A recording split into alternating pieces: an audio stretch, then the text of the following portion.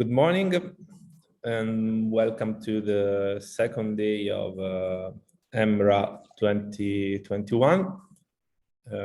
This is just a brief welcome by me and Alessandro, and then we start with the second keynote and the morning session that is chaired by Girona from Croatia. And so welcome, and Alessandro. Good morning, welcome everybody. Just to wait for a couple of minutes in order to give the possibility to other participants to connect and to join us. Yesterday evening we talked a bit about the registrations. So we can confirm you that we have all the registrations of yesterday and in the next days. So just please give us a couple of days to arrange everything and to check that all the registrations are fine. So during the next days we will give you some information to access to all the registrations. And as you probably have already seen, also this morning, we are going to record the two sessions of today.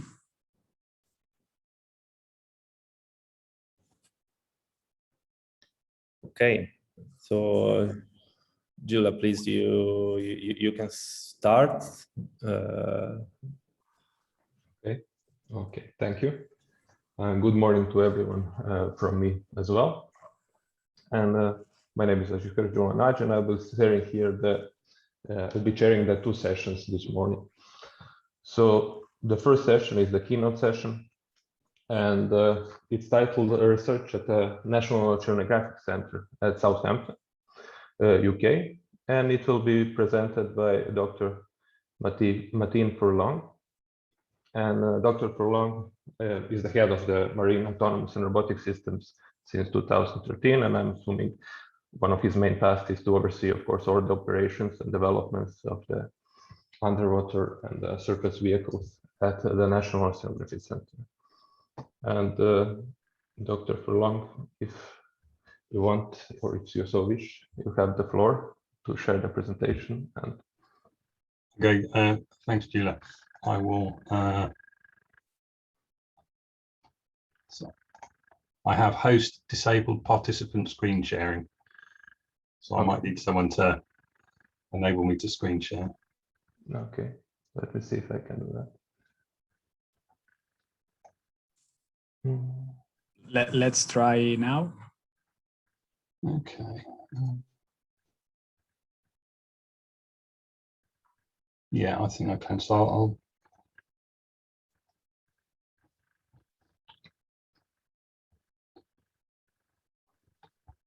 hopefully I can.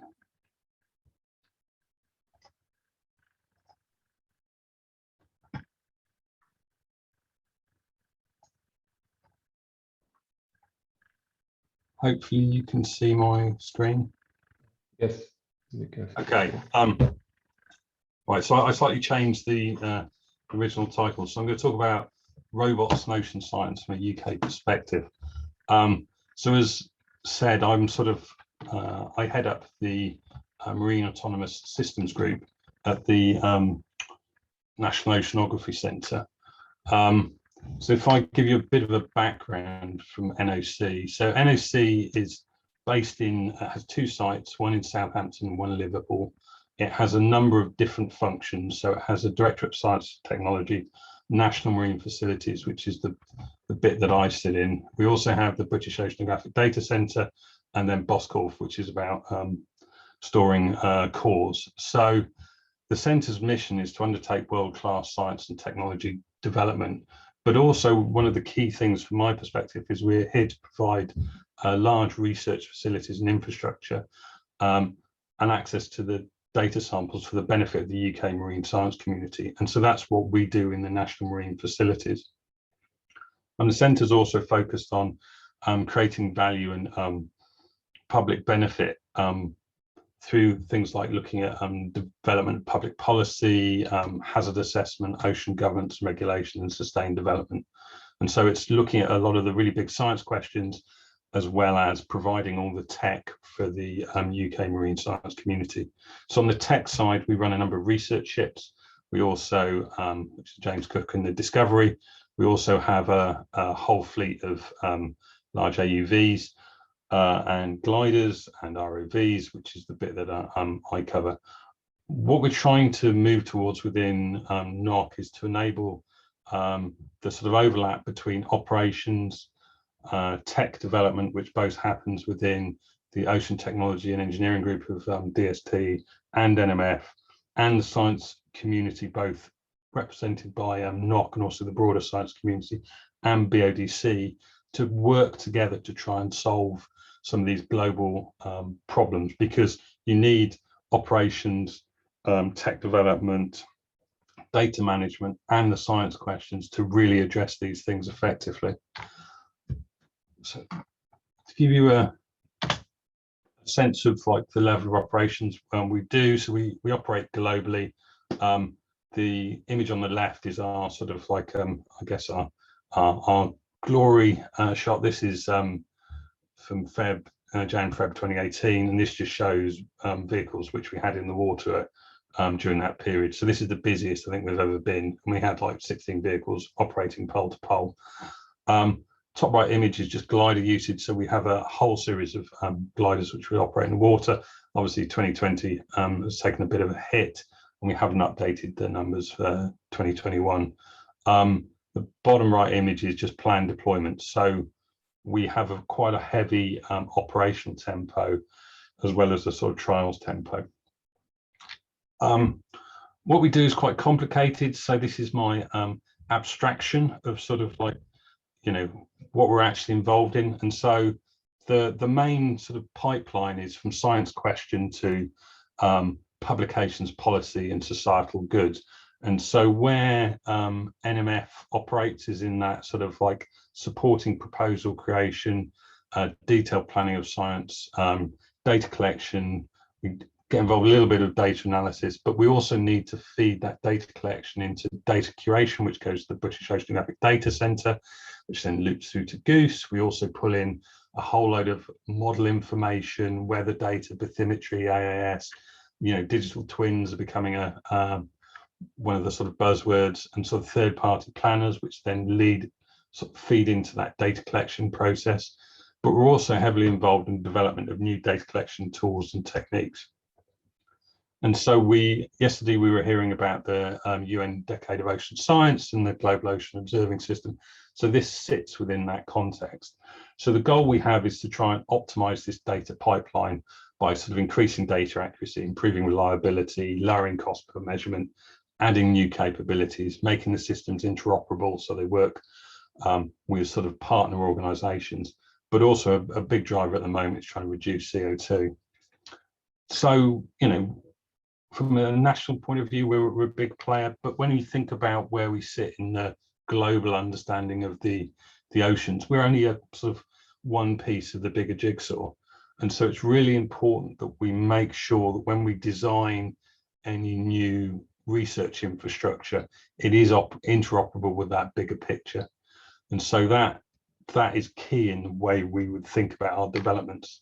So from a development design philosophy, we try and make everything we do sort of modular, reusable, flexible, and open. So we have this concept, we'll have a whole load of building blocks as modular technologies. We can then build bespoke vehicles and systems. Generally, they will then get sort of like modified for a specific science setup. So if we look at what the modular tech is, it's like batteries, power tubes,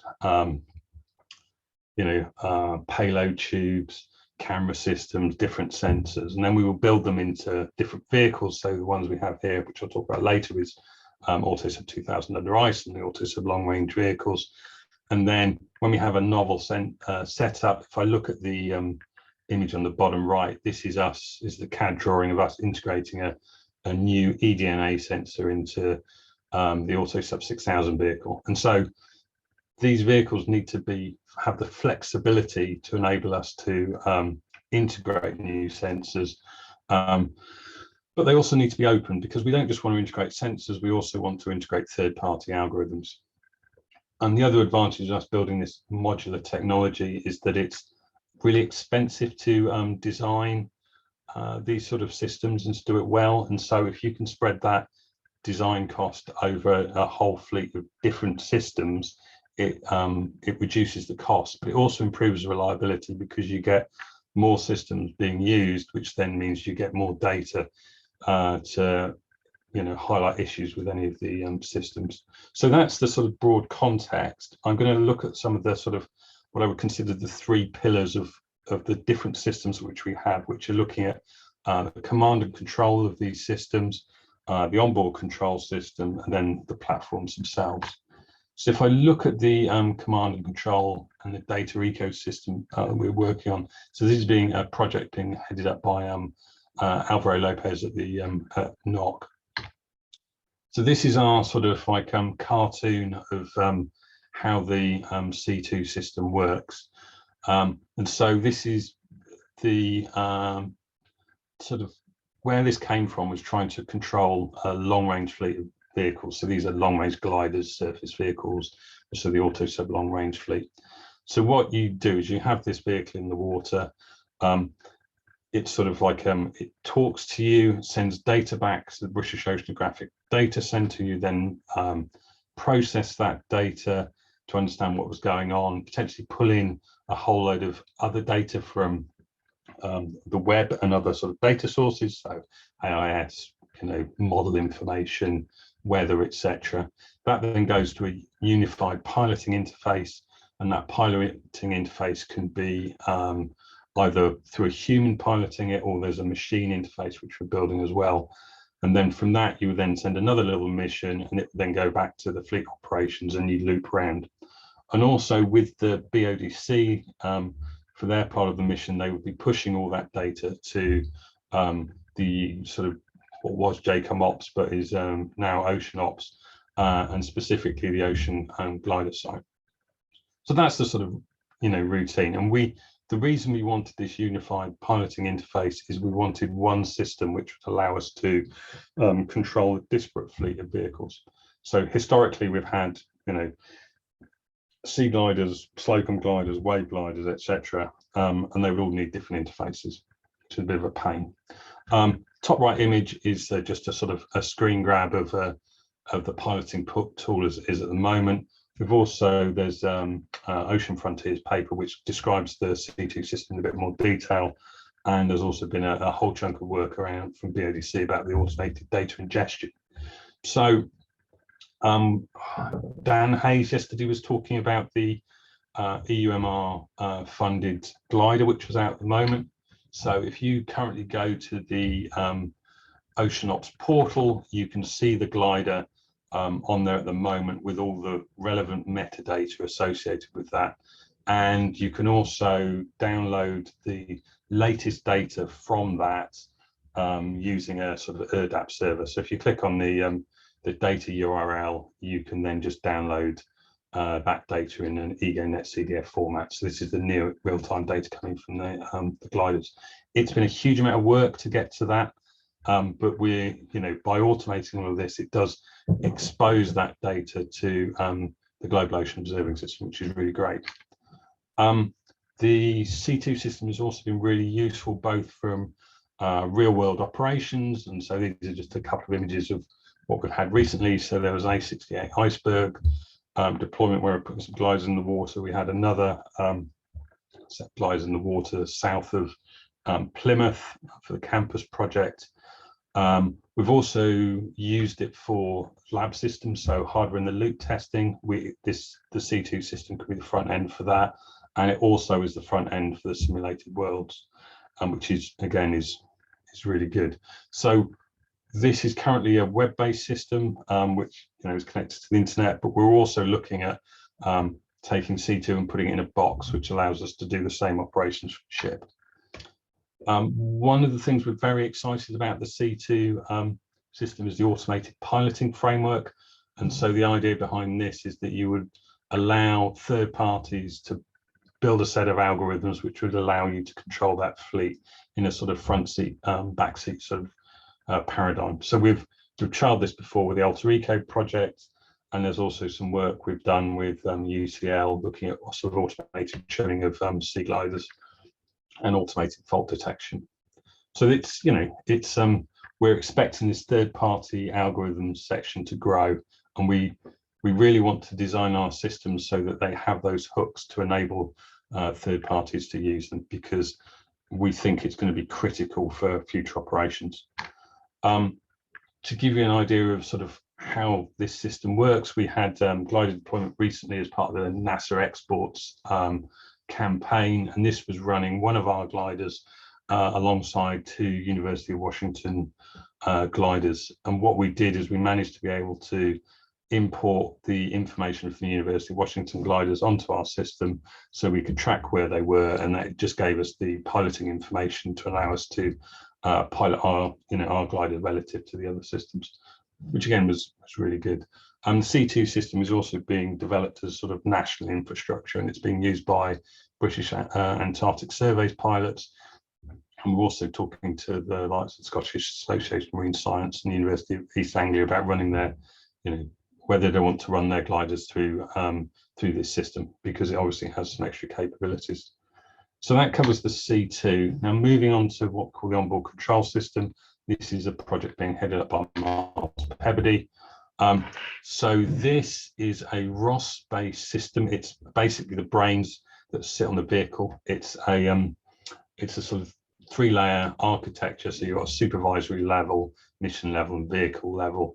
What we've tried to do is build a unified software architecture for all the new AUV platforms. I mean, historically we had a number of different architectures, and it just made it really difficult to manage the code base, and it was just a real pain. So what we wanted to do was to build a unified control system and enable us to build one set of code that we could maintain and also reuse the components across platforms, because if we want to integrate a sensor, we just want to integrate it once from the software side and then use it across multiple platforms.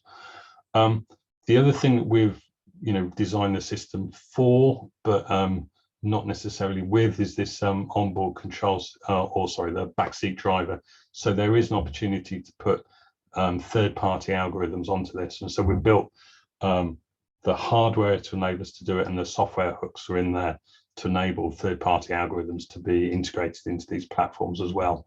Because again, we see this as being critical for future operations. Certainly as people add new sensors, they will want their own sort of algorithms to process that sort of sensor data. So current OCS development priorities. So we're currently running V2, which is the open water stuff on the ALR systems.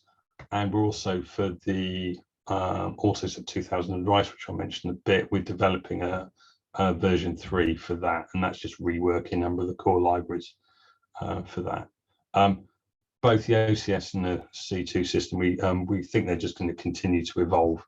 You know, they will never be finished. They will just be continually improved, polished, and refined. So that covers the sort of software side. Now looking at some of the platforms, so these are the sort of sensor taxis. So I'm going to briefly touch on 3 of them. So there's the AutoSub Long Range, which is headed by Alex Phillips, AutoSub 2000 Under Ice, which is headed up by Matt Kingsland, and AutoSub Hover 1, which is Terry Wood. So the AutoSub Long Range vehicles, these are, they sit as a sort of intermediate between gliders, which are sort of very long range and very low power and slow, and the bigger high powered AUVs. So we have 2 variants. The first variant is the original AutoSub Long Range, which is now called AutoSub Long Range 6000, which is a 6,000 meter rated system, which has 2 pressure spheres, a reduced number of batteries, lithium thionyl batteries, but a very similar sort of like size and weight, and it's sort of nominally sort of 2,000 kilometer range. And you can sort of, I mean, the range figure is always a bit of Depends on how fast you go, and it also depends on the sensor payload. But in principle, you could go up to 2,000 kilometers. We also saw an opportunity for a longer range, shallower system. So this is the ALR 1500, and so we effectively just changed the pressure vessel design and sort of like that allows us to effectively add sort of 2.5 times the number of batteries in there. So it significantly increases the batteries that you can float. Both of these vehicles, the DNA in them is to basically for under ice operations, and they're fitted out as sensor taxis, so their sensor payloads change. So Ralph Backmeyer mentioned this yesterday as part of UMR work. So we will be putting one of the ALRs down south in beginning of 22, and this is part of the Tarzan Thwaites Glacier project. This vehicle is being equipped with a Rockland microstructure turbulence probe, CTD, and upwards and downwards ADCPs and wet labs fluorometers. And we're currently just done a first set of trials in Loch Ness. We'll do another set of trials in the summer, and then we're going to be shipping the vehicle in sort of like September, October time, which is going to be exciting. We're looking at a couple of days under ice, which is going to be interesting.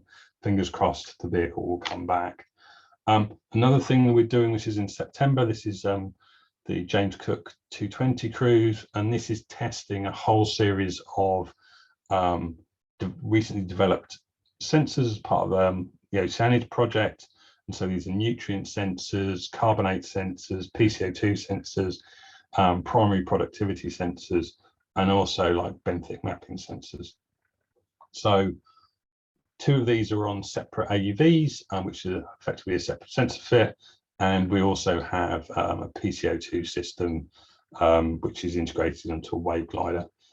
A lot of the sensors are about trying to understand the sort of like food webs which are happening in the ocean. So it's about looking at the nutrients and the carbonate system, and then how that impacts primary productivity and so on and so forth. So what we'll be looking at in JC220 is we'll be looking at sort of like the upwellings, which you can see from the sort of chlorophyll A satellite data. And so we'll be finding this sort of like these filaments of really, really strong chlorophyll, and then measuring inside and outside them. Looking at the actual sensor fits, so ALR2 is going to be equipped with a whole series of nutrient sensors, carbonate sensors, and primary productivity sensors. So this is nitrate, silicate, iron, both sort of like a low concentration and high concentration. And so, yeah, we've packaged all that into the vehicle. We're looking at, 7 to 8 day deployments with that vehicle from the ship. And we will see how it goes. Hopefully we'll get some really, really good data, but it's important to know that the interactions between the vehicle and the AUV affect the sensor performance. And so we want to really understand that. Moving on, we're also integrating the University of Southampton Biocam 4000 systems. This is developed by Blair Thornton. So the image on the left is Blair loading one of the central modules into the ALR, and underneath is the Biocam flashing away. So that will be going out and doing some near bottom sort of like photographic surveys as part of the same cruise.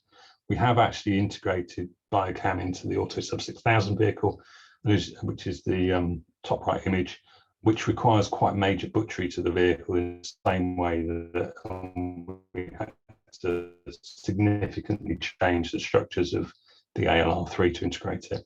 From the Autosub 6000 cruise, we made the news because we managed to find a whale carcass on the seabed, so that hit the BBC website. So Biocam's really interesting, and one of the things that we're then going to subsequently be using it for is we have an Insight at Sea mission, which is looking at the ALR with Biocam and some other sensors going from Shetland Islands out to a number of decommissioned oil and gas infrastructures as part of the Insight at Seas project. So the aim of this is to look at whether you can use long-range marine autonomous systems to actually do this sort of monitoring of decommissioned oil and gas infrastructure, because over the next 20 years, there's going to be a huge amount of decommissioned stuff out there that is going to need to be monitored, I believe, in perpetuity. So the top right, or the right-hand image, is the sort of cartoon of what's going on when you actually pull up all of the sort of like oil and gas infrastructure, pipelines, cable runs, ship traffic in the area. It's going to be a bit more exciting to do all the risk planning around that. So that's going to be quite an interesting one. So that's happening summer next year. Moving on to the AutoSub 2000 under ICE project, or A2QE. This is a sort of replacement for AutoSub 3 or AutoSub 6000. I mean, flippantly, it's a generic big AUV. It's sort of 5.5 meters long, so it fits in a container, a couple of tons in weight, powered by lithium polymer batteries. It looks very similar to AutoSub 6000, but it's had a complete redesign from the ground up, with a focus on reliability and significant change, complete change to the electronics and the software system. To give you a bit of a sort of overview of it, it's effectively split into 3 sections. Center sections is firing the batteries. Tail section is where all of the sort of nav and a lot of the control happens, and the front section is where the payload happens. Although it's 2,000 meter rated, everything's been designed so it's 6,000 meter pressure rated, and so we can then swap out the foam, take out some of the batteries, and we then have a 6,000 meter rated system. So it's designed to have 2,000 meter rated foam for under ice to increase the range, or we can put 6,000 meter rated foam in it, reduce the range, but it's direct replacement for AutoSub 6000. So where we are on the CUI project, submarines are 90% complete. I've just done some long test trials. We're going to be doing some sensor commissioning in November. We're then looking at doing ship trials next summer. Assuming all that goes well, we will then be looking at using AutoSub 2000 under ICE to replace AutoSub 6000. We think the first actual science mission will probably be the SmartX, which is seabed mining and resilience to experimental impact, which is a project being run by Dr. Dan Jones, and this will be in the Clarion-Clipperton zone. We're still working on how we're going to finish off the under ice section of it, because we don't have a particular science driver for that yet. I think, sorry to interrupt you, but 2 more slides. Yeah, okay. Okay. Thank you. So, and it will be very quick. So looking at the sort of modular tech, so we basically wanted to build a hover vehicle as part of the A2I2 project. And so we basically took all the guts out of 6000, repackaged them and built a hover vehicle, which is that sort of idea about that modularity. Just some final thoughts. So the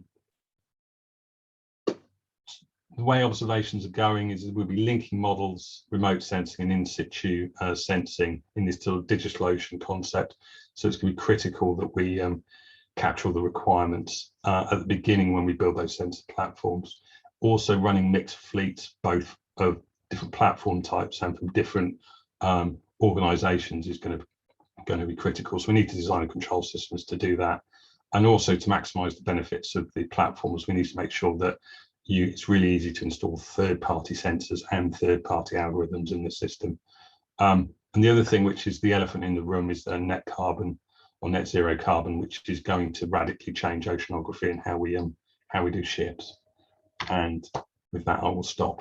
Sorry, I overran slightly. And I just want to, I believe we're going to be running EMRA2022 in Southampton. So just want to invite you to that, and with the details following shortly. And with that, I'll shut up. Okay, thank you. Thank you for the interesting presentation. Sorry, I had to interrupt you, but there are questions already happening in the chat. And so if anybody else has questions, you can either put them in the chat or raise your hand. So I'll just read the first question from Salvatore Mauro. So the question is concerning ROS. So do you have any AI embedded module already implemented on board, allowing for autonomous action reaction of the platform? So my knowledge of the onboard control system is quite limited. I'm not sure we've actually installed anything at the moment, but my understanding of the ROS architecture is it would allow us to install sort of like a third-party modules. Whether we've actually built that yet, I don't know. So I'd need to go and speak to Miles to see where he's at with it. Okay. Salvatore has also another question concerning Tarzan. So do you plan to equip the platform with embedded or tethered hydrophonic measurement systems? I'm not sure I quite understand the question. Salvatore, can you chime in? Yes, I can reply directly. Okay. I don't know if the platforms that you presented, they have already planned in the sensor architecture that you want to put inside. Also, hydrophonic measurements and underwater noise measurements for instance, the one that you showed, I don't remember now the acronym, on the Arctic waters, if you plan to include also noise measurements on the systems that you put inside. Thank you. So we are driven by the science requirements. So for Tarzan, it will have a microstructure turbulence probe. So it's looking at the sort of like marine physics side of it. So it's got microstructure turbulence probes, upwards and downwards ADCPs, and a CTD on board, and a fluorometer, which is just, I don't know, measuring what fluorometers measure. But we haven't installed passive acoustic monitoring on the system because that's not been a requirement from the science. And so we would just, it's a truck. We will have a list of sensors, and the scientists will then sit there and say, these are the ones we want to install, and we will just install those. Okay. So there are also two questions actually from Pablo. So it was regarding the hardware that's used. So what types of boards or embedded modules for data processing or navigation algorithms do you use in these systems? So on the ALR, we run, I'm trying to think what the modules are. I want to say they're quite low powered sort of mobile phone style modules. They're like 800 megahertz with not a huge amount of extra processing power. We are looking at building on, there's quite a lot of space in the pressure vessel, so building third-party boards or extra modules for processing that you could build into the ALR system. With the AutoSub 2000 under ICE vehicle, that has a lot of compute power, and we're also looking at putting potentially i7 processors on board that. So there is a number of slots for third-party algorithms to run on separate boards, as well as quite a lot of spare processing power on board. Okay. Also, the question that continues to this question is what level of autonomy is in terms of energy consumption going on here? So within AutoSub 2000 and within ALR, we can turn off pretty much everything, and so the power control side of it has been there's a lot of effort that's been put into being able to turn sensors on and off. We are at various levels with the software integration, and so some of the systems you can turn on and off within the code that's like all the mission plans, and other ones we have not yet written the software to enable us to do that. And so so we're at various levels. So in principle we have all the hardware to be able to turn everything on and off. It's just a question of finalizing all the software and building the that into the software mission planning architecture to enable us to do it. Okay. So I don't see any other questions in the chat, nor any raised hands, I'm guessing. So I think with that, we can close maybe the keynote session. And thank you very much for the lecture, Dr. Furlong, and for the answers. No problem. Thanks. Okay. Thanks. So next, now we can continue to the H2020 project session. So here we have actually 4 speakers. And so presentation length for these speakers will be 10 minutes. I'll just keep that in mind. And our first speaker, or actually our first topic here, is the ENDURUNS project, which is a long endurance autonomous sea surveying, and it will be presented by Mayorkinos Papaelias from University of Birmingham, UK. Mayorkinos, good morning from my side, and thank you for the introduction. I will share my screen. So I hope everybody can see this. Yeah. Yes. Yes. Yeah. Yes, as it was mentioned earlier, I will be presenting the work we have been doing in endurance. This is a Horizon 2020 project, which involves partners from both Europe and South Korea. So the purpose of this project is to develop an autonomous long endurance sea surveying system. The industrial need we're looking to address is to increase the ocean exploration capabilities. So at the moment, we have limitations because of the fact that we are using lithium-ion batteries with limited capacity. Typically, the maximum storage tends to be in the range of 60 kilowatt hours. There are some vehicles that are using bigger batteries than this, but the typical does not exceed 60 kilowatt hours. Of course, there are the glider systems, which can provide much longer operational endurance, but of course at the expense of the operational capabilities. So at the expense of the types of sensors, the sensing payload that you can use.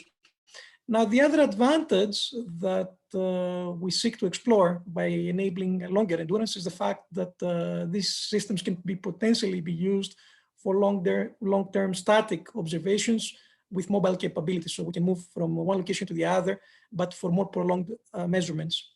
Now, the Endurance project, as I mentioned earlier, is a €9 million project, 8 million from the EU and 1 million from the South Korean government. So what we're looking to do is try to bring on board the hydrogen energy to increase the amount of energy storage that we can have on board. The project duration is 4 years, but it is very likely that the project will be extended by 9 months due to the effects of the pandemic. And as I mentioned, we have partners from both the EU and South Korea, 16 partners from Europe, 2 partners from South Korea. The overall coordination is from Altus, with the scientific coordination provided by myself and the University of Birmingham. This is an overview of the partners involved in the project. So you have partners from UAV technologies, from AUV technologies, from sensing side, research institutes, certification societies, and so on.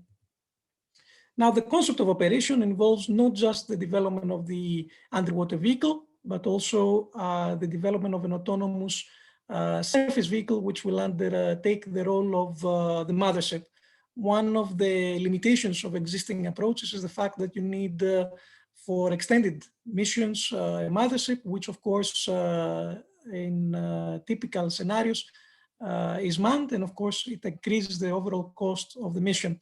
So what we seek to do is to have a platform which is completely autonomous, and you have a USV that can deploy and retrieve the AUV, as well as follow it so it can provide the GPS information using acoustic modems. Now, the prolonged underwater operation, as I said earlier, does result in a gradual loss of the actual position, and that's why we need to use the USV, the autonomous USV, to remove the need for having the manned mothership.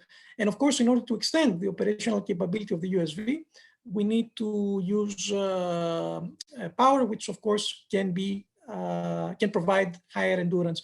So in this case, we're using also hydrogen fuel cell, but also flexible photovoltaic panels that will provide the majority of the recharging capacity. So the hydrogen fuel cell should only be used when the solar radiation is not sufficient to recharge the batteries. The AUV glider itself, so we are talking about a hybrid vehicle that can combine gliding with AUV operation, will be powered using a combination of a hydrogen fuel cell with lithium ion. So the idea is we have the lithium ion gets discharged below a certain point, then the fuel cell will recharge the battery. So we are not talking about switching on and off continuously the fuel cell, but we switch it on and off when it is required. The hydrogen storage device can be either a pressurized cylinder, it can be a liquid hydrogen tank, or it can be metal hydride. It all depends on the mission profile, and thus we can choose which one is more efficient for our purpose. So for an operation that we know it will be continuous AUV, liquid hydrogen is ideal. For operations where we have a combination of gliding operation and AUV operation, in this case, it's either metal hydride or pressurized vessel, again, depending on the depth that we want to operate. The energy storage that we can achieve with hydrogen is much higher. So you can see here from the graphs, the difference between the fossil fuel types of energy storage and the hydrogen in liquid and pressurized form, and the energy levels that typically we get from batteries. And this is a combination, sorry, this is a representation of hydrogen densities material and liquid hydrogen and pressurized vessel. So the differences with different pressures used for the pressurized cylinders. The liquid hydrogen storage has been explored in other applications and has already been assessed for motor vehicles. So in this case, the principle is similar. So we are not talking about necessarily a storage tank that will need to be cryogenically cooled. So we can match potentially, depending on the size of the tank, the evaporation with the actual consumption. For the fuel cell itself, we have explored two options, either alkaline or PEM. Alkaline has the difference that requires pure oxygen to operate and provides reasonably high efficiencies. PEM, on the other hand, needs air instead of pure oxygen, but modern technologies can use can provide a similar efficiency. Within the project, we are developing an alkaline fuel cell. So we have undertaken the development of a customized alkaline fuel cell, which will be used for the AUV. For the USV, we have opted for an off-the-shelf PEM solution, which will be customized in terms of the circuitry in order to optimize the operation for the vehicle. The hydrogen storage we have chosen to demonstrate during the project is a Type 3 customized gas cylinder for both the AUV and the USV. However, we can, as I said, consider the use of the metal hydrides or liquid hydrogen, depending on the mission profile. And this is something we have been evaluating in lab-based work, but not in the actual demo, because of course that would require some adaptation of the vehicles. The sensors we can load on the AUV platform can be quite different. So from multi-beam, optical cameras, temperature and chemical sensors, anti-collision devices, and so on. In our demo, we will include the multi-beam, optical camera, and anti-collision devices. Potentially, temperature sensors will also be included in the mission profile. The AUV glider design is depicted here. This is being built by Graltec, one of the partners in the consortium. So it's a modular design. So you can upscale it or downscale it depending on the mission profile. So you don't need to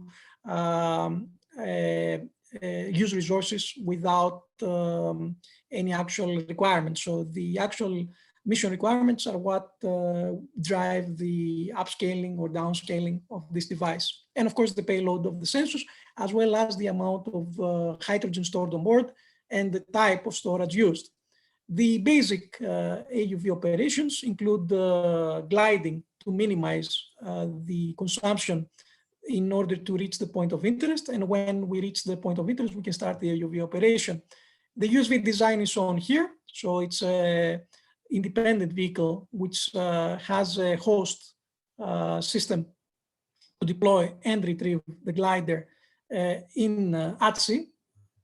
And this is the power pack architecture, which involves an alkaline fuel cell with the hydrogen storage and the battery in the AUV. In the case of the USV, it includes the lithium-ion battery. The USV solar panels, as I said, are silicon-based flexible panels, which of course exploit the solar irradiation to recharge the batteries. If that is not enough, then we can switch on the fuel cell to cover some of the charge that has been used up during the operation. The overall overview of the operation is through the remote control operation center, which is being developed by one of the other partners, SpaceApps.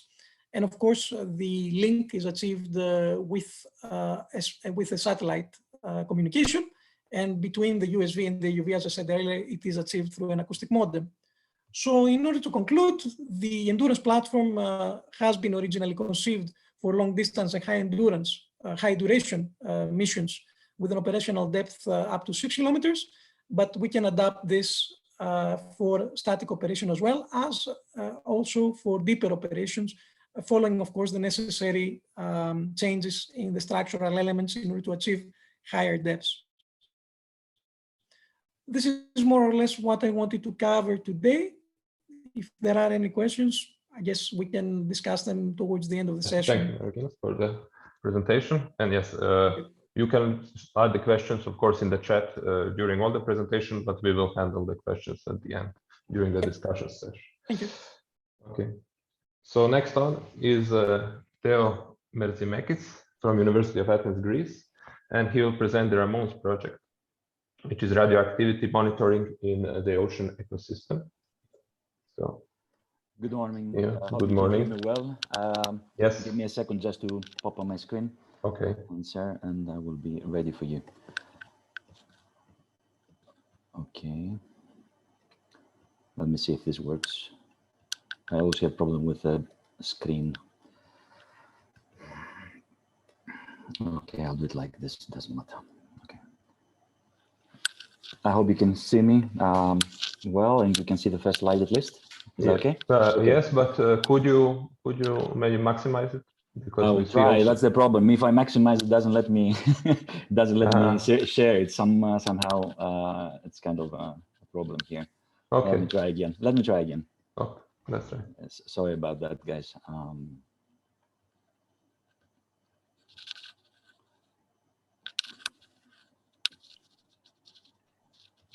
So in the meantime, I can start saying a few things. Not a problem. I'll do it like this. Oh, okay.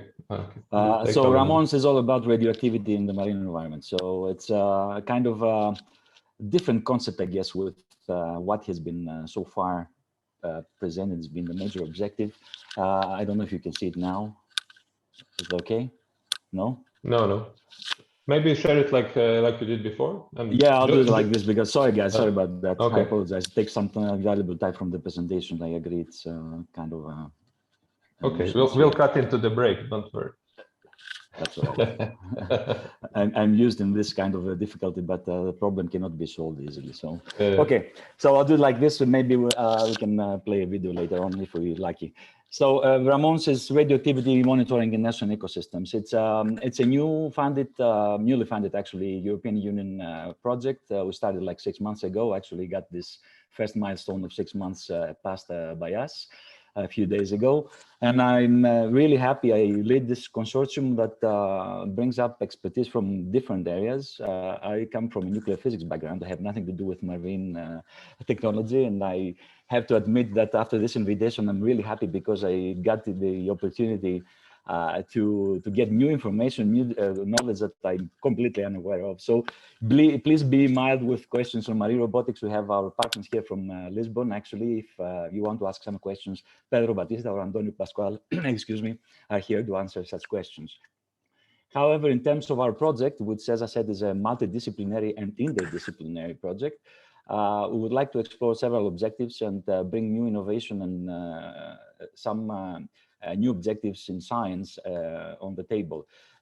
This, of course, has a special focus in our case, which is radioactivity, but it's not only radioactivity itself, like monitoring radioactivity that is completely unexplored in the marine environment. And the completely, of course, is in quotes. It's significantly undersampled. The measurements are very scarce and very rare. It's very difficult to get this information out, especially if you want to go to the depths of the ocean. And as such, radioactivity is significantly understudied. We would like to really close this gap. This is a demand that comes from various organizations, from states. We have, for example, some bitter experience with Fukushima and other nuclear accidents or controlled releases that end up releasing some radioactive waste or fuel out in the marine environment. This is very important to understand the circulation, the distribution, and of course, you have to really invest time, effort, and money for continuous monitoring, because this has some very significant and very severe risks potentially to human populations, but most of all the ecosystem that is very rich in the depth of the ocean. So I would like really to bring something new, to go beyond the state of the art. Just a little example of what is available today and how this measurements of radioactivity can be performed in the marine environment. This is the current state of the art. You can see, for example, static platforms with some kind of sodium iodide, for example, detectors and the battery next to it, just standing on the seabed and monitoring for a few days or maybe a month. You can have buoys for long-term measurements that, of course, rely on surface distributions, which is not quite what you would like to do if you would like to go, for example, to 4,000 meters or to 6,000 meters or even 500 meters and monitor radioactivity. That, as I said before, it's of course something that we would like to study, but we can also use it as a proxy for many other processes and dynamic phenomena that happen inside the marine environment. And I will explain later on. I don't like to be a little cocky in that. There's been a lot of effort to have this kind of monitoring in the sea. Radioactivity is very important in many aspects, as I said, and many people, Japanese, American, Europeans, from all over the place, have invested effort and money. It's just the fact that we have limited technology that I think it's expanding these days, and we have to take advantage of this and bring the innovation in and combine several pieces of knowledge from different fields to have one new technology that will target radioactivity in the marine environment. So in RAMONES, I would like to drive excellence and innovation. Of course, we have lots of research and development to be taken care of during the project. We will design, develop, test, validate, and of course, deploy for the first time a broad set of new instruments, novel instruments that will bring the knowledge from continental or from the nuclear labs into the marine environment and try to get the information out that would later on take advantage of to get the final objectives. Of course, we need help, and this help has to come from the marine technology. This is a marine robotics workshop, and as I said, I really appreciate the knowledge I got this couple of days.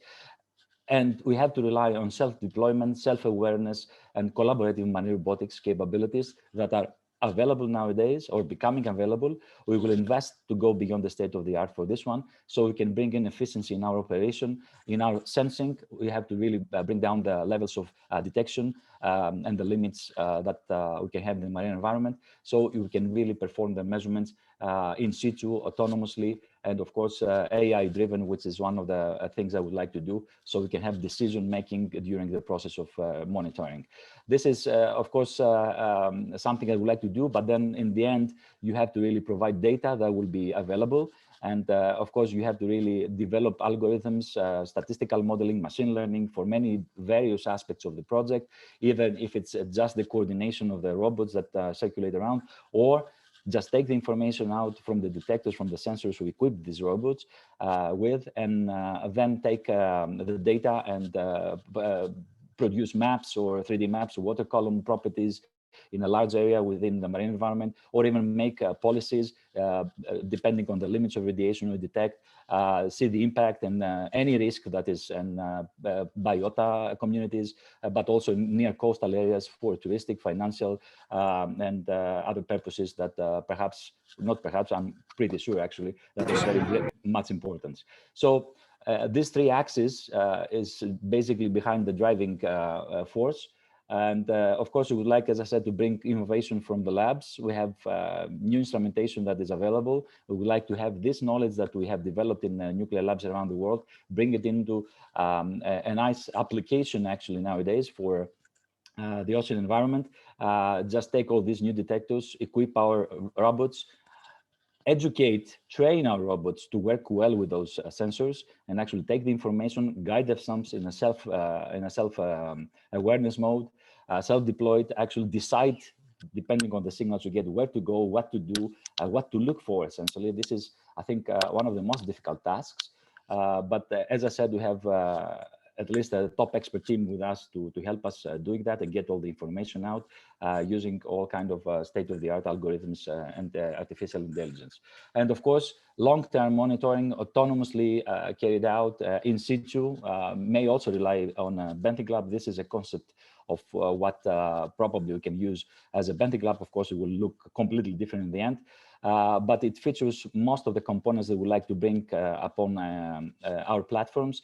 And we will have, for example, high purity germanium detectors that will provide good, actually the best resolution available in the market at this time. But they're very picky because they rely on liquid nitrogen. We have to really get rid of this necessity by investing on research and development and bring some innovation down in the bottom of the sea. New detectors like cadmium zinc telluride that will be very portable, very lightweight, not so power hungry actually, very small energy footprint. Imaging capabilities in the sea, but imaging with radiation, gamma radiation, not actually optical radiation. This is another thing that comes from medical physics labs, for example.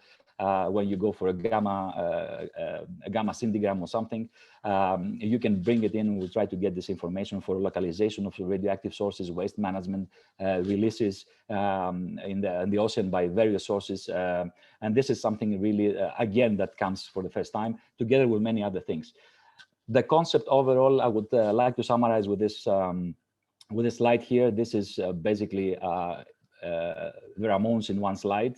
With our gliders soaring inside the water column and just taking continuously measuring fast measurements, low, high frequency actually, decide on themselves based on some criteria we'll provide and the sources, the environment that we're looking and searching. And of course, all this information will be combined and all our vehicles and platforms will be coordinated, communicate with each other, and of course provide all the information taken from the sensors out to the sea for as fast as possible, near real time we envision, information that will be carried out and perhaps provide also risk warnings or indices that we can perhaps communicate with local authorities and communities regarding the risks that come from nuclear power plants, releases or anything, or even natural phenomena, physical phenomena that occur at the sea bottom, like hydrothermal vents that give some kind of signs for volcanic activity. We have some cases like this in the Aegean Sea, like Colombo or Milos. And of course, all this concept of marine robotics equipped with our state-of-the-art technology that comes from the sensing department. It has its own risks if it works well, if it works efficiently, if it works long enough. This is something that we would like to invest time and effort to understand and of course deploy on the long term at the end of the horizon of our program. So we have test cases. If everything succeeds, then our scientific objective is there, and we have lots of applications that we can actually target. This is just a few slides. On the left panel, you can see, for example, some waste barrels thrown down at 4,500 somewhere in North Atlantic. These are legacy waste, or as you call them. Nobody knows what it is. It has probably plutonium inside that is being released slowly. It's there already for 50 years. You can have, for example, Fukushima targeting and monitoring. You can say hydrothermal event fields like Milos Island here, and you get spectra like this. So overall, our ambition is to get a new fleet of instruments for underwater radioactivity monitoring. This can be different technologies, just gamma spectrometry with different detectors like the one you show here. This is a simulation run. of course, invest on our robotic technology to provide all these things you need for successful operation and final deployment. Self-awareness, self-adaptation, affordability. Of course, you don't have to really go skyrocketing in cost. And of course, one of the most important things is cooperative navigation and control that we would like to have so we can have our targets and objectives realized. And of course, there's a lot of applications. As I'm running a little late, I would like to go for the impact. So for this monitoring, it's not only about radioactivity, this becquerel per square meter or per cubic meter or whatever. We need to really use this information, analyze it after the monitoring, and manage all the information properly so we can really have a nice scheme of the critical resources in Europe. This is, again, very important because it has many aspects and is connected to various sectors like energy sector and nuclear power plants. It has to do with the resilience of communities, resilience of the environment and the ocean ecosystem. And of course, it can drive us to environmental policy making on the long term based on reliable in situ autonomous monitoring.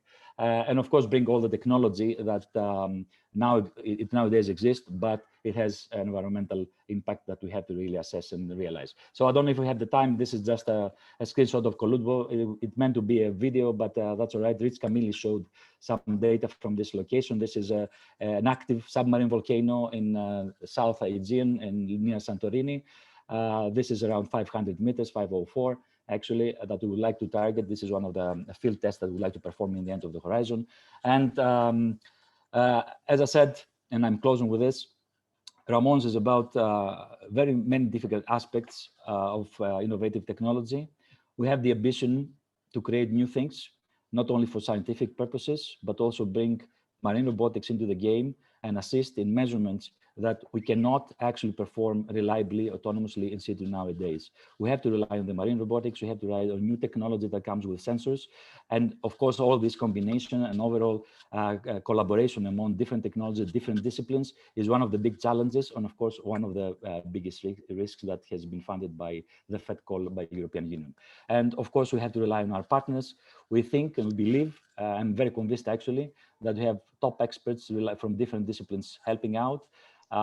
Here in Athens, of course, in the University of Athens, we specialize in radioactivity, but we have IST from Portugal, from Lisbon, people in logics, Angelos Marius with Plotech, helping with this marine robotics communication and everything, but also we have people for the field testing. We have also experts in machine learning and algorithms, dose assessment and modeling, like for our collaborators from Clermont-Auvergne.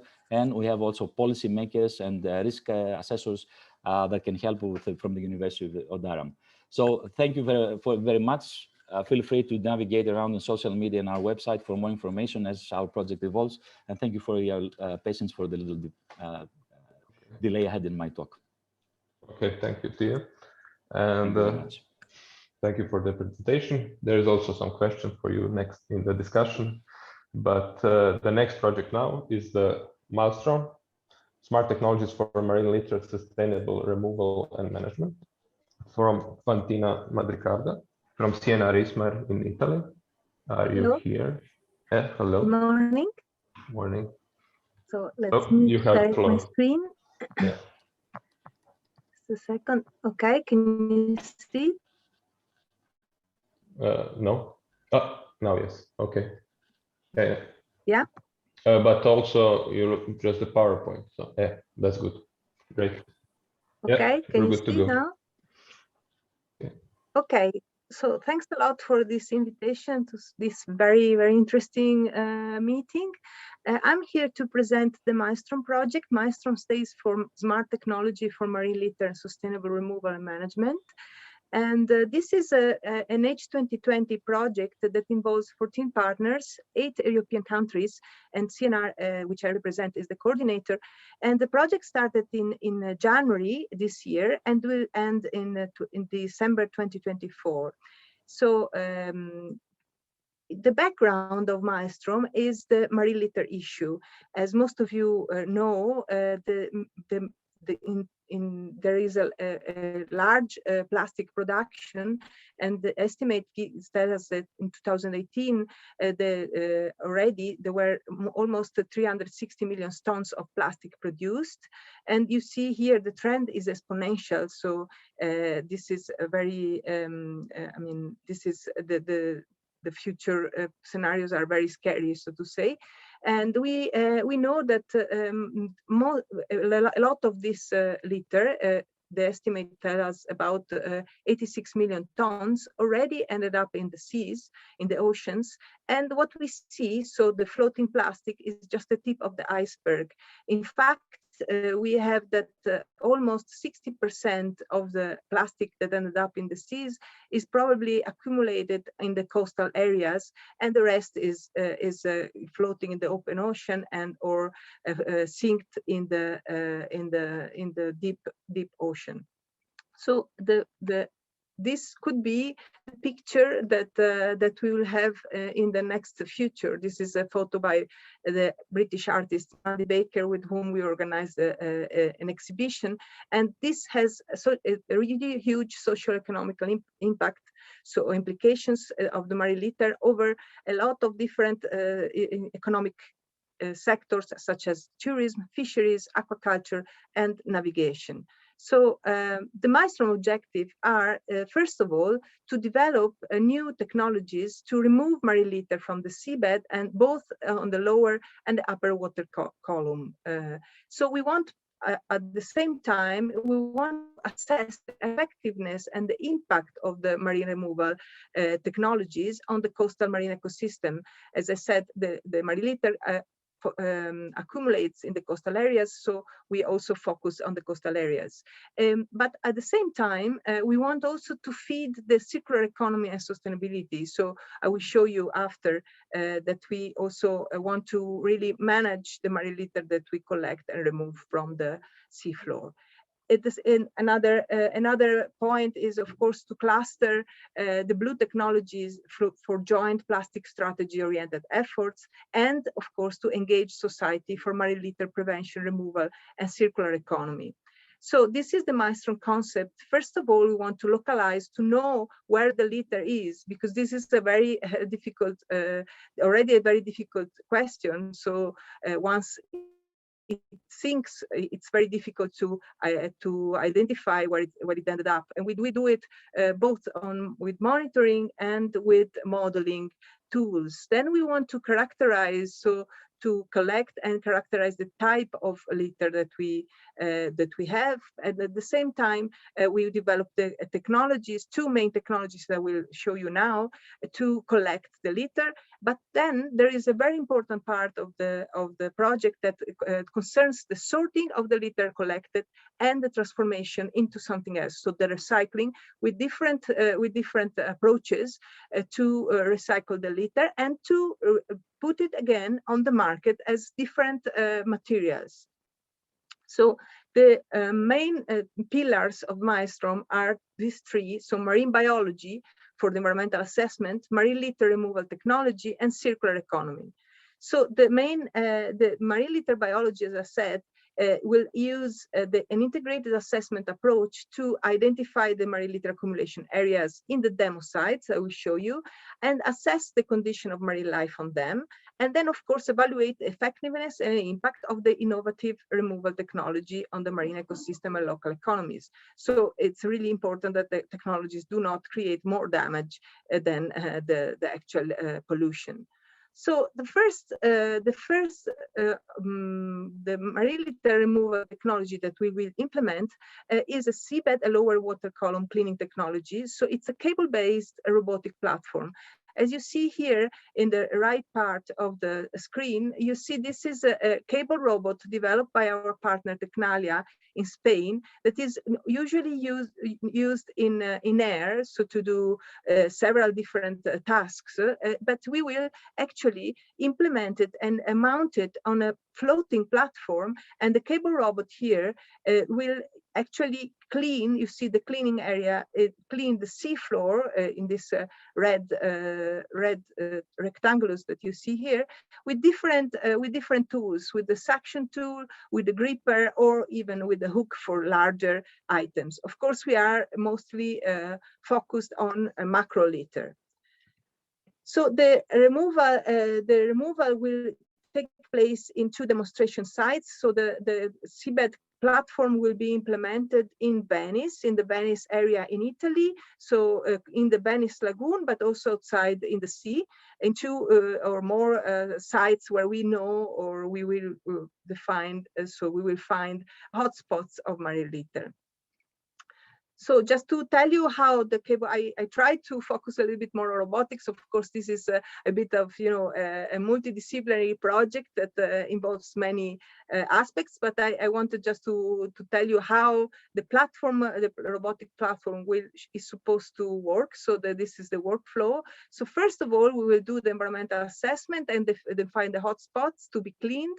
Then the cleaning, the platform, the robotic platform will go on the site and clean with this cable robot.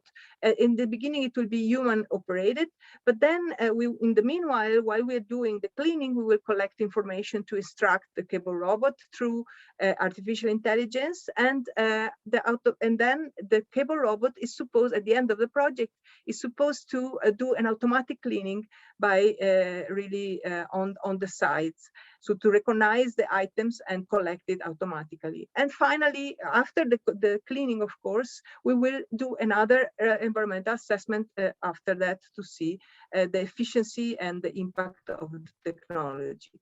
So to do the environmental assessment, we will also use, this is an example of a marine litter hotspots in the Venice lagoon that we actually identified through the Marginet project that just finished.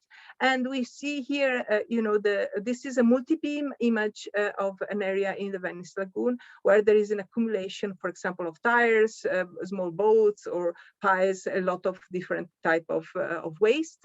And this is also these are also pictures of type of litter that you find in the area. For example, ghost nets or, as I said, tires, or you see all this kind of material that we're going to collect with the robot. But what I wanted also to say that also for the monitoring, we will be using a sort this robotic solution, shallow water robot solution, the swamp that was also introduced in the Innovamare project. It's a shallow water autonomous multipurpose platform, and it will have a multi-beam installed, the Sonic 2020, that will also go to do the monitoring. And at the same time, we will have also a camera that you see, this Guard 1 that was developed by my colleague in La Spezia in Italy. That is also a camera that can recognize, using artificial intelligence, can recognize objects. So this will be also used for the monitoring pre and post cleaning activities. The other removal technology is less robotic, so it's based on the bubble barrier that will be mounted in the Porto area on the river, and this bubble barrier will be also powered by solar panels, co-powered by solar panels, and will collect the plastics by deviating the litter through the bubble barrier in a collection center.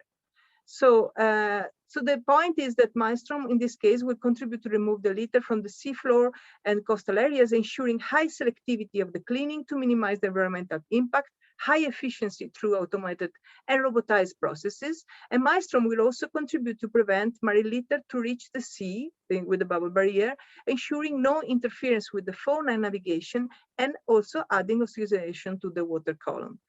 But as I said, the other pillar really of the project is the circular economy sustainability. So the point is that we want to collect the litter, but we also want to manage it and to recycle. as much as possible. And so we will have different type of recycling, including low mechanical recycling, but also low temperature pyrolysis. We already, through the Marginet project, we developed a prototype to transform MAELSTROM into marine fuel, and we will use it to also to co-power the platform, the robotic platform, but also we will develop. So Technalia together with CNRS are developing a sorting robot that will also, these are example of normal garbage, of course, but we will do it for MAELSTROM that will really identify, remove plastics from the MAELSTROM material after the collection, after the cleaning. So MAELSTROM also will provide the cost-benefit analysis, socioeconomic impact, and business plan for the solution that we are proposing. Of course, the fourth pillar, last but not least, is the communication, dissemination, and networking. We will do a lot of, and we already started to do a lot of this communication and dissemination activities. We already did the cleanup campaign and already did one international workshop in Venice just 1 month ago, together with the twin project of MAELSTROM H2020 Innoplastics. And we will also organize a lot of cleanup campaigns in Venice, Porto, and San Sebastian's, and present the technologies to different side events as the Porto Business to See and in the International Venice Boat Show. So it's important that we also, of course, bound with all the other projects, with the cluster of plastics projects that are working on MAELSTROM in Europe. So and not only.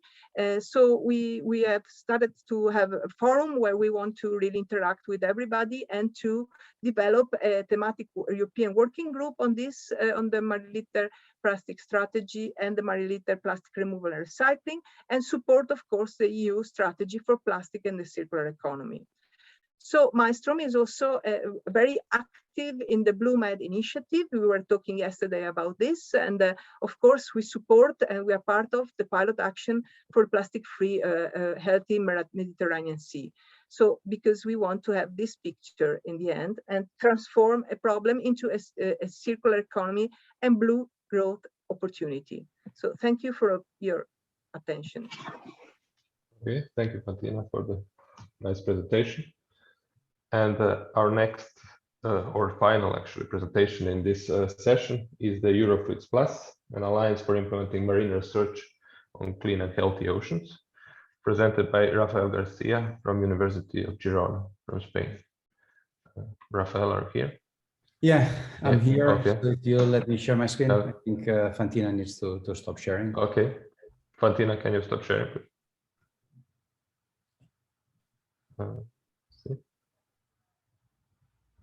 Stop participation. Okay. Good. Sorry about that. Okay. Okay. So I need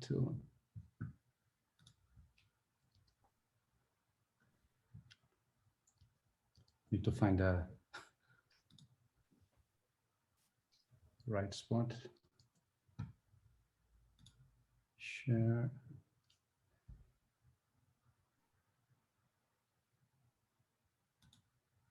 Hopefully this will be. Yes. Okay. Are you seeing my screen? Yeah. Yes. Okay. All right. So, well, thank you very much for giving us the opportunity of sharing the results of the Eurofleets project. I'm going to talk about the intelligent robot exploration, which is a part of the project. But let me start by explaining what is Eurofleets. So you see here, Eurofleets is a huge consortium with 42 partners and a budget of 9.9 million euros. And the project provides access to several research vessels, 27 research vessels, and some robots like 7 ROVs and 5 AUVs that can be requested through open calls, and that these calls, the projects that get to these calls are evaluated and the best receive ship time. So as you can see here, the areas of operation are from the Northern Black Sea, North Atlantic Ocean, then the Baltic, the Mediterranean, and then also the Southern Pacific Ocean and the Ross Sea. The project is organized in 9 work packages, and among them, the most important one is the one organizing the calls for ship time, but I'm only going to talk about this one here, which is the joint research actions for developing new tools for European research vessels. There are 3 joint research actions in this work package. I only talk about one of them, the intelligent robot exploration, which is relevant to EMRA, and the other 2 activities are shipboard, data management, and equipment innovation. So you see, I'm going to just describe a small part of the project. So within this joint research action on intelligent exploration, we're working on mainly 2 tasks. One is intelligent AUV mapping and cooperation, and the second one is cooperation between a surface vehicle, an ASV, and an AUV. Okay, but before we dive into what is being done, let's have a look at how an AUV is normally carrying out an exploration. Normally, you see that when we send the robot in a scientific mission, the robot goes down autonomously and then carries out the lawnmower pattern. And when the robot finishes collecting the data, this is the robot collecting the data, then the robot goes back to the surface. And normally when we have it in the surface, we retrieve all the data, in this case, images, or it could be sonar, and then we build offline a map that we show then to the scientists. This is how normally AUVs are used in science missions. Okay, so what is the problem there? What are the limitations? The AUV normally follows a pre-programmed lawnmower pattern. There is very little, if any, onboard processing, and the AUV is not aware of its own performance. It doesn't know if it's completely acquiring all the data that he wanted to acquire, or if there are gaps that have been left when the robot is doing a mapping mission. And then normally several deployments are required for covering a given area. So what we're trying to do in this joint research action is to provide the robot, the AUV, with more intelligence. So the robot will process the collected data on board to estimate the quality of the acquired data in mission time. And then we want to use machine learning running on board to recognize interest targets in mission time, and then change behavior of the robot as something that it's interesting has been identified. And then the AUV then needs to replan its mission to cover the target area in a high resolution and at a shorter distance. Therefore, here you have the 2 tasks that I mentioned before. I'm going to concentrate on I'm going to give you some spots. So let's start with the task of online target recognition and view planning. Here we want the robot to autonomously detect a Posidonia meadow. And this is an example, 2 examples that we selected, but this is what we are focusing on. And when the robot starts a mission following a lawnmower pattern and detects a Posidonia meadow, then it will change the behavior trying to circumnavigate the Posidonia meadow. Okay, this is in order to be able to carry out this task. We have started some missions to collect data, and in this case using the AUV at the University of Girona and our 7-meter boat. And we have used this data to train a classifier to differentiate Posidonia from the rest of possible seafloor features, such as sand or gravel or rock that we have in the area. Okay, this is another example of how we do this data collection in shallow waters with the robot autonomously carrying out the mission. And you see here a buoy that allows us to keep communication. The robot is not tethered, but it's carrying a buoy that is on the surface. And in this way, we can monitor what the robot is doing. And then, as I told you, within this task, we have developed a machine learning model to detect Posidonia. And this, of course, has been adapted to being used within ROS, and it's tested on an NVIDIA Jetson Charrier using ROS Max. And we have also designed a prototype of a low-cost omnidirectional camera with deep learning capability. So it's integrating the hardware for GPU processing, and it includes 4 fisheye cameras, and the housing has these spherical domes, and it incorporates this to gain a wider field of view, and it's everything. It's integrated in ROS, and this is the current state of the design. So for online target recognition and view planning, we have also developed a simulator that has been prepared to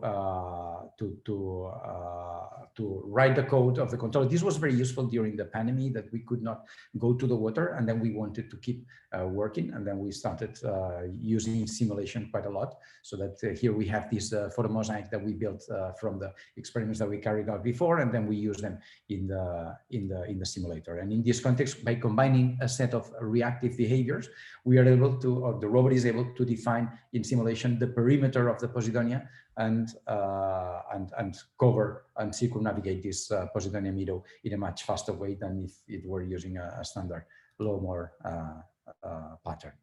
Okay, so let's go on with online 3D mapping. Here you have, again in simulation, the omnidirectional system, and in the simulator you see that what is being seen by every one of the cameras and how the robot is moving. In this case, we were part of this intelligent behavior was assuming that we want in some situations, in very confined environments, we want the scientists to be able to teleoperate the robot, so that we can use the AUV instead of an AUV as a hybrid ROV, and then but the robot will take control in a situation in which the robot approaches a wall, for instance. So you see here the robot is approaching a wall, and then the control system is showing this arrow that it's indicating the system that it's taking control, and it's preventing the robot from crashing to the environment. And this is all computed in real time in the road. And you see here, these are in simulation. We show these arrows showing that instead of taking the control from the pilot and driving towards the wall, in this case, the robot is depending on the strength of the robot. And here, for instance, it's completely taking control for moving out of the collision. So, going on to the task of AUV-ASV cooperation, let's start talking about cooperative navigation. So, as you know, when we collect data with an AUV in a scientific cruise, normally we need accurate positioning of the robot. No? I mean, imagine the situation in which you have a scientific ship that it's doing carrying out a scientific cruise, and then you have the robot that you have deployed. No? In this context, using an ASV, a surface vehicle, instead of using a very expensive support vessel to track the AUV, would increase the efficiency of the super vessel, because then the super vessel can carry out other sea operations while the AUV is performing its mission. So in this task, this is EFMR. It's working on accurately localizing the AUV thanks to a surface vehicle that is equipped with GPS and an inertial motion unit plus the AUV localization equipment. Now these are results in simulation and real data. And then different scenarios are analyzed here using the ASV with USBL to connect to the AUV, seafloor using a seafloor LBL, or using an ASV with an LBL. And for the first two scenarios lead to an accuracy of a few meters without drift. And the last one is still ongoing work. And in the figure, you see some results. The dot points are the USBL only, so it's noisy. The blue line is the IMU and the DVL with no external sensors, so you drift. And then the red line is the USBL and the DVL using a bundle adjustment that has been implemented for the task, so that it keeps the same global shape and bounds the drift of the robot. And this is still ongoing work, which is to implement the bundle adjustment approach, but now implemented for release to the ship, to the scientific ship in C++, so to give rise of this easy nav software that it's being implemented by EFMR. And we're also working on a low-cost scenario where the surface vehicle is using a range meter instead of using a USBL, and this will lead to a cheaper ASV, a less demanding ASV, which does not need to follow the AUV very close, and it doesn't need to move very quickly. It can basically stand in a given area and then give coverage to the trajectory that the AUV is carrying out. And then this means that the ASV itself doesn't need to be too maneuverable, because it doesn't need to follow and cover the path that is being carried out by the AUV. Therefore, it's quite simple. It will be solved with a very simple ASV, which can just practically keep position, do station keeping with a very low propulsion configuration with a range meter that then will cover the trajectory of the AUV. And finally, a few notes on cooperative guidance. So here we have a shallow water scenario. In mode 1, the AUSV follows the AUV, and we are using a USBL, and of course it incorporates an acoustic model.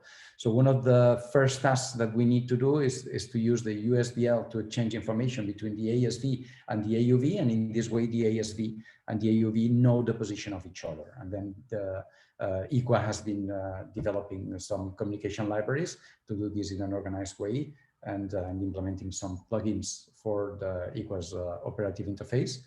So this is for the moment being tested in simulation, and we hope to deploy this in the real robot relatively soon. So here you see a video of the software for mission definition. We mark an area and type a mission. In this case, we want the robot to carry out a lawnmower trajectory for exploring this area, and this generates an XML file that then is sent to the AUV.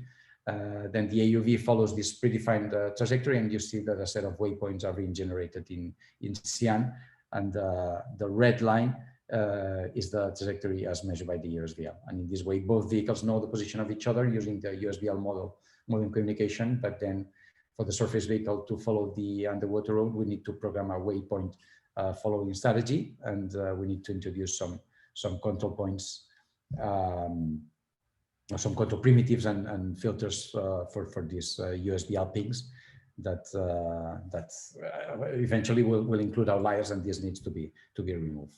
From simulation to the real shallow water scenario, we plan to carry out some experiments this summer. And in mode 2, the AUV is supposed to follow a trajectory that the ASV is planning in real time based on what is seen on the seafloor using a multi-beam ecosonder. So the idea is that the surface vehicle is moving a bit ahead of the AUV, exploring the seafloor, and then according to what it sees, it should identify areas of interest and will command the AUV to go explore those areas. So the system will plan some waypoints so that the underwater robot can follow them. And the idea here will be to detect some salient features in the multi-beam point cloud, and then use those to guide the AUV.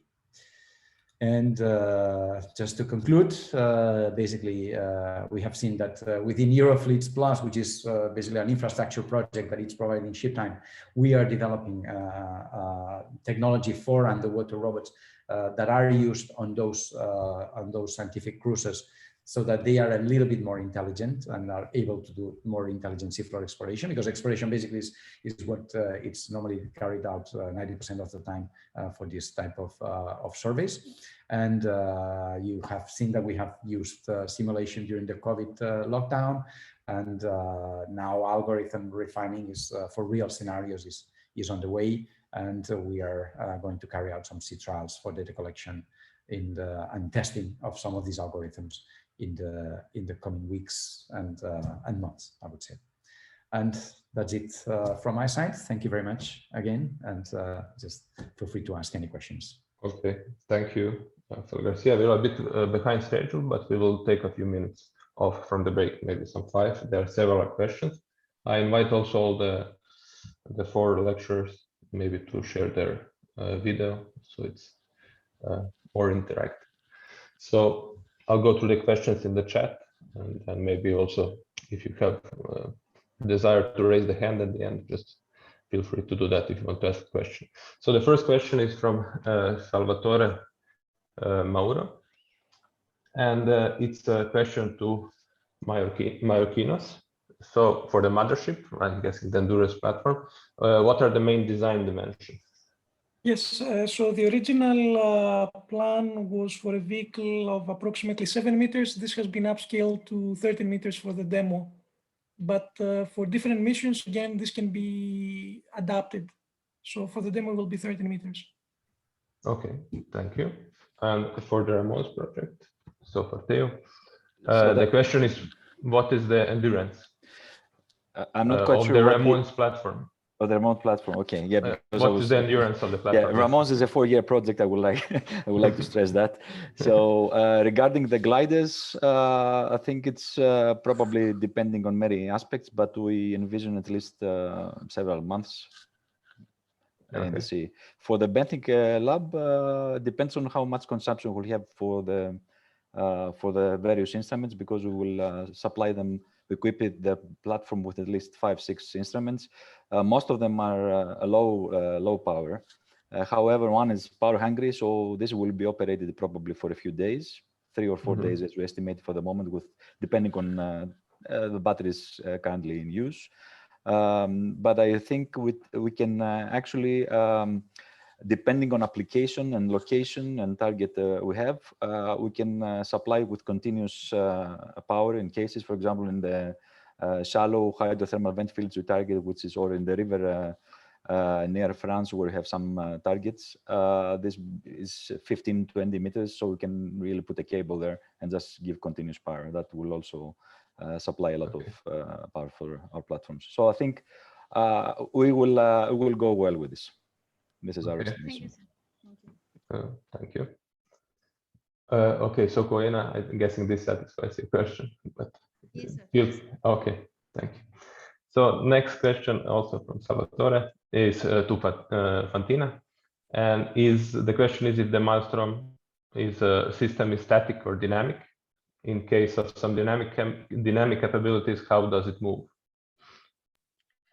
As I was writing to the chat, so the platform, the floating platform, is moved currently by tugboats because because of restriction of the budget. It would be nice to have a platform completely autonomous in the sense that it has also engines. So once the floating platform reaches the hotspot, the Mariliter hotspot, will be anchored. Depending if it's shallow, very, very shallow, it will piles as we do in the Venice Lagoon, or really with anchors outside in the sea. And once it's anchored, then the cable robot is operated by cables and will be moving and collecting the litter in different ways. You know, it will be oriented and do transects as we wish, as it will be operated like that in principle. So it will be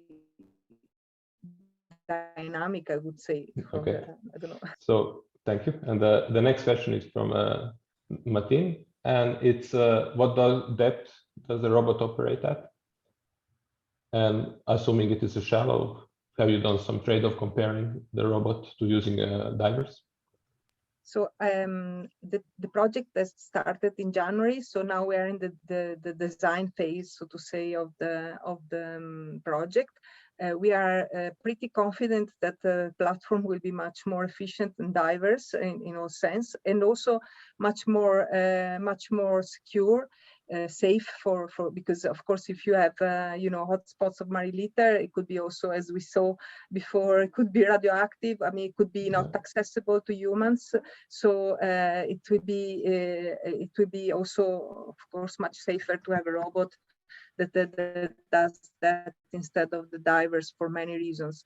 But of course, we will the technology, so the platform and the robotic platform will be ready by June next year, so in 2022, and it will start operating. So the cleaning activity that we will do the first tests in May, April, May next year, and we'll start cleaning really in next year. So maybe next year I will be able to give more numbers in this nice workshop.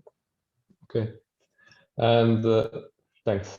I see that you already answered actually Giuseppe's question, but maybe just for everyone, so they don't have to read it. So the question from Giuseppe was, could you estimate the effectiveness of the proposed technique for plastic removal? So how many square meters of the seafloor per hour? Yes, I don't have the answer yet, no. Since we are designing the platform, but so it depends, of course, on we know that it depends on the depth and the currents of the site, because of course the cable robot is much more efficient in shallower waters. If the waters are more are deeper, the surface covered by the robot is smaller. So by functioning of this cable robot. But as I said, next year more numbers. Okay. So do you have some aim for the square meters per hour, like, or? Well, now we didn't. I don't know yet. So Okay. how much? But of course, it should be much more than divers. So that's okay. Yeah. That's the goal. Yes. That's the goal. Yes. Yes. Okay. Okay. So now a question for Rafa from Salvatore. So, but yes, Salvatore says it's also applicable to all the other platforms. So about the AUV performances and endurance. So the onboard AUVs, the larger part of the energy is used from propellers, and it affects dramatically the operative envelope, the operation envelope. And he said, I've seen in some pictures the blade of your platform, and the question in the end is, did you match the screw propellers we are using to the hydrodynamic wake of your AUV? So was there some design effort here for the propeller? No. This is, I mean, we are using the platform that we have because this is what we have access to, and it's easy to deploy it in our water tank and then take it to the sea and deploy it there. We are concentrated only on these intelligent behaviors. And we just left out all the mechanical things. It's true that we use plates because we wanted to save some energy, but this was done for some other project. So we are reusing the platform for the Eurofleets. But it should be noted that this is a very relevant question, the one that Salvatore is putting in science, in the sense that many times power consumption is a big limitation of real missions that are carried out for collecting and gathering data from the seabed. So this is the reason why in many situations, instead of using AUVs, most of the scientists are using gliders, because the efficiency or the number of kilometers that you can cover with respect to the power consumption is much more beneficial. And in fact, in EurofleetsPlus, there's some gliders that are being offered for scientists to be used. So this is certainly something we should tackle. We are not tackling it within this joint research action. Okay. So some more questions for you from Giuseppe. So low motions. In any case, I have seen lawn mowing in your examples. It was not clear to me if they are. I was showing some pre-planned or not. Like the standard exploration normally is a lawnmower pattern. This is how everybody in science. I mean, if you talk to a geologist and says, okay, what are you looking for? And he says, I'm looking for hydrothermal vents, or I'm looking for these lava flows or these bacterial mats. And the same for a biologist, he's going to say, I want to define a lawnmower pattern because I want to make sure I cover what I want to cover.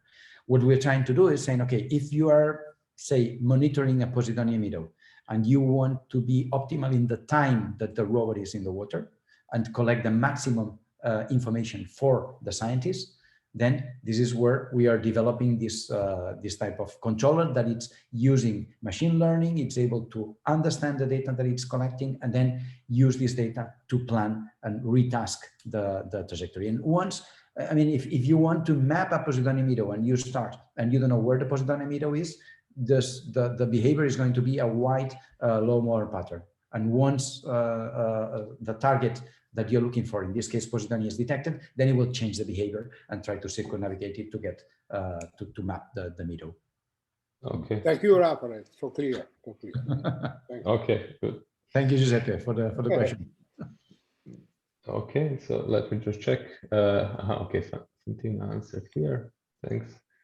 Okay, another question for Mayorkinos. So the question is, what is the advantage of choosing alkaline fuel cells over PME? Right, so this is a good question. In the AUV case, we are operating in a closed environment, so you are not going to have access to open air. So that means that by using alkaline fuel cell, you need to use pure oxygen. Obviously, alkaline doesn't like air because it will poison the fuel cell. So you need very pure hydrogen, very pure oxygen in order to operate it, which means you can load more oxygen on board, which means you can also load more hydrogen at the same time. If we use PEM, then we need to load the air. And in that case, you need to use either a lower amount of reactant oxygen within the air that you have stored, or you need to have oxygen and at the same time a nitrogen atmosphere, and then recycle the nitrogen. So it makes a more complicated design. Now, the advantage of the alkaline, in addition to what I mentioned earlier, is the fact that it can also operate at a slightly lower temperature than what PEM operates in nominally conditions, in nominally cases. And the other thing is that you also need to find appropriate designs that can fit in the AUV. So PEMs of the self were not that readily available. Recently, we have PEMs that we can fit in the AUV for our demo design. But there was a good reason for choosing the customized alkaline, because we can actually store more oxygen and make a simpler overall design. Okay, thank you. I hope this answers Laura's question. And one final question. Okay, she says thanks. So one final question is for Rafael. So how do you incorporate obstacle avoidance with the cooperative guidance system that you are working on? So, well, in fact, autonomously, the AUV has its own obstacle avoidance behavior. So normally, like what I was showing in the video with the omnidirectional cameras, it's the same type of behavior. So if even if the AUV is instructed to go here to this wall and it detects that there's an obstacle, it will not allow the rover to go further and will look for an alternative path, or try to go back when it switches to obstacle avoidance mode, and then after the obstacle disappears, then it will go back to the mission that it's being planned. So this is the way to make sure that now we build every step on top of the previous steps that we made so far. Okay, thanks. So basically, this is priority driven, right? Yeah. So, okay. Right. It's not like a the maximum priority is not to crash not to harm itself. Okay. And one and sometimes we succeed. Sometimes we don't. That's true. Okay, thanks. And we have one more question, but then please no more questions because we're well into the break. And so from Matteo, do you optimize so for Rafael, but from Matteo, do you optimize somehow the configuration of the ASV AUV? So during the cooperative? In the first mode where the ASV follows the AUV, it's basically depending on what the behavior of the AUV is, and this is what we have tried more often. In the mode 2, there's a planner that is deciding what is the way that the surface vehicle should follow, and then what it's like the Explorer is the surface vehicle that then it's using the multi-beam to detect a target. This will be, for instance, a typical behavior where you want to find a shipwreck, for instance, and then you're using multi-beam from the surface, and then you look for a feature that in the multi-beam that looks like what you're looking at, and then you send the AUV down there. And in this case, there's a coordination that needs to be optimized. Mm-hmm. Okay, thank you. And special thanks to all the lecturers for the interesting lectures and everyone of the participants for the interesting questions. And I would like, of course, now to close this session, and you will have 7 minutes of break to take some coffee, and then hopefully you will all rejoin the lectures later on. Okay, thank you again. Thank you very much. Thank you very much. Thank you. Bye.